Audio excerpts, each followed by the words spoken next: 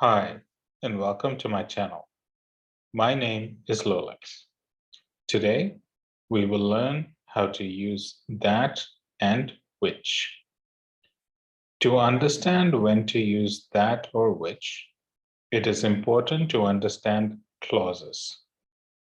There are two types of clauses, the first one being the defining clause.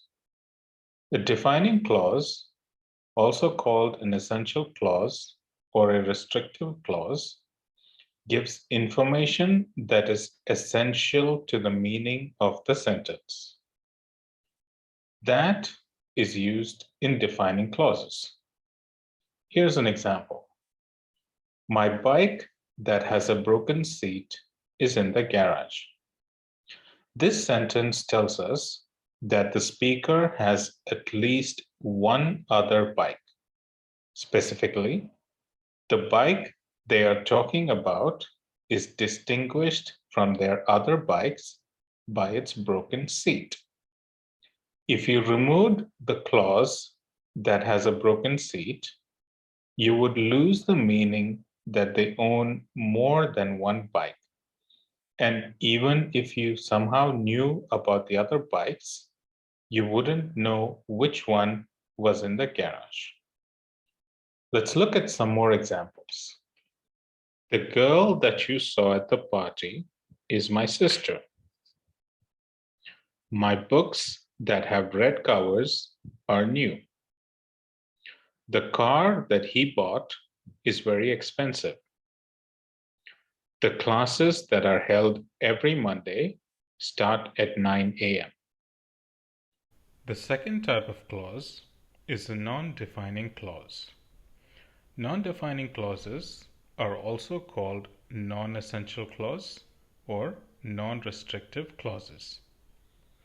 Unlike defining clauses, non-defining clauses don't limit the meaning of the sentence. You might lose interesting details if you remove them, but the meaning of the sentence wouldn't change. Which introduces non-defining clauses. Sometimes these phrases are set off by commas. For example, my bike, which has a broken seat, is in the garage. Here, the broken seat is simply a description of the bike in the garage. There is no implication that the speaker owns more than one bike. Let's look at some examples. My new books, which have black covers, are on the desk. The padded chairs, which are on the second floor, have to be replaced. The students in chemistry have been complaining about the textbook, which is hard to follow. Both which and that can function as relative pronouns. That is only used in defining relative clauses, while which can be used in both defining and non-defining clauses.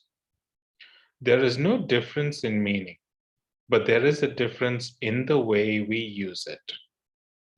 We use that when we refer to people, animals, and things. We use which when we refer to animals and things, but not people. Let's look at an example. The car that he bought is very expensive. Here we are being specific about the price of the car that he bought.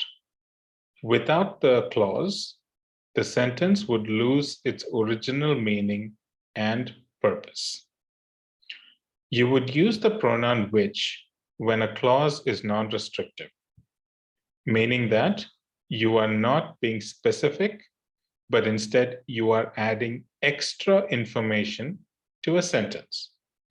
A comma usually accompanies this as it denotes a pause in speech and it always precedes which. He bought a car, which is very expensive. Here, we are referring to him buying a car, not how expensive the car was.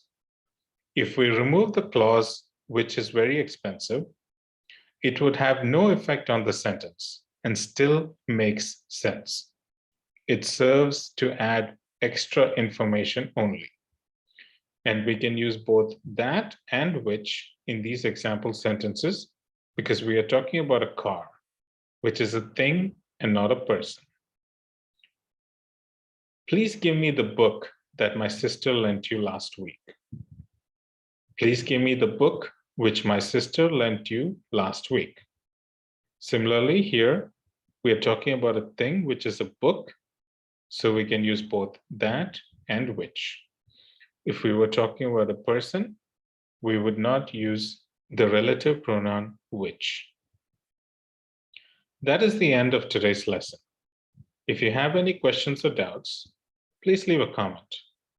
If you found my video to be helpful, please give it a like and subscribe to my channel for more English grammar lessons, IELTS exam help, and OET exam help. Thank you.